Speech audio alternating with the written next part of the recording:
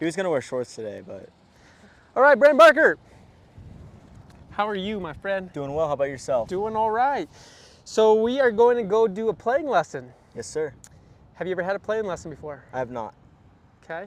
Um, do you have any goals or plans for what you'd like to get out of the time together? Yes, I have a couple plans that I would like to get out with it. With this would be visualization, Okay.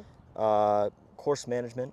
I think that's going to be a bigger one today, and then a little bit on certain club selections, maybe from more like green side, different shots around the greens and stuff like that. So those kind of three options. Okay, so let's just take those in reverse order then. Perfect. So shots around the green. Are we talking chipping, pitching, flop shots, different lies, different slopes, that kind of a thing? Yes, that kind of situation, where I might be in like uphill lie, I have a certain club in my hand, kind of go over that process with you and say, hey, maybe this might be a different club for me, or, did you think about this differently? So something kind of like that. Are you looking for something specific, like you're in a scenario that you struggle with, or is it more of just kind of asking some questions and getting some general ideas from some different situations? A little bit of general ideas. I think one of the things that I struggle with is shots where I don't really see the green at all. Yep. So like maybe something that's above me Yep. and trying to hit up to.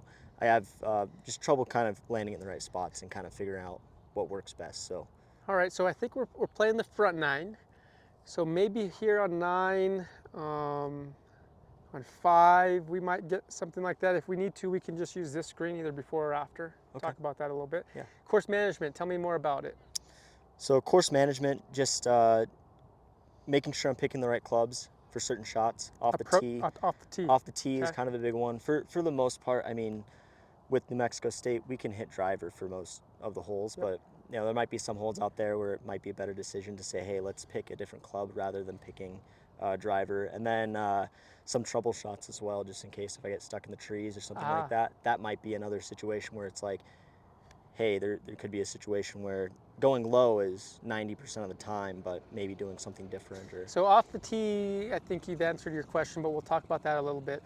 We could drop some golf balls in some spots that maybe you're in or have been in around the course that are in the trees or whatnot, and we can say, okay, what are our options and how do we pick the best of the options? Okay. Does that seem like Yeah. what you're looking for? Yes. All right. Visualization. So off the tee, into greens, around the greens, or all the above? A little bit of all the above. Off the tee, I feel like I do a pretty good job. Approach shots, I think, is going to be a bigger one today, just kind of picking out the right spot to land it at and really focusing on like trying to get the height of the ball, maybe trying to visualize that a little bit more. It's kind of about it. I mean, maybe some chip shots, like if there's landing spots to say, hey, like visualize landing the ball here, because I do have trouble like with that approach. Okay. Especially when you can't see the. Yes, especially that. That's but probably the problem. yeah. So let's just imagine a hole. So you're talking approach shots primarily. Let's look at number 2, par 3. Let's say it's 195 yards or so, maybe 200 yards. Walk me through your pre-shot routine. What are you doing and what are you visualizing? How does that process work? Yeah, so pre-shot routine, I have my club that I'm going to pick, so we don't know what's out there today with the wind or anything like that, but I'll have the right club that in my hand that I feel trusted with. I like to stand behind the ball, so if you're the ball here, the green's behind you, I'll stand behind the ball, and I try to find my target line and my intermediate target. Those are two kind of big key things.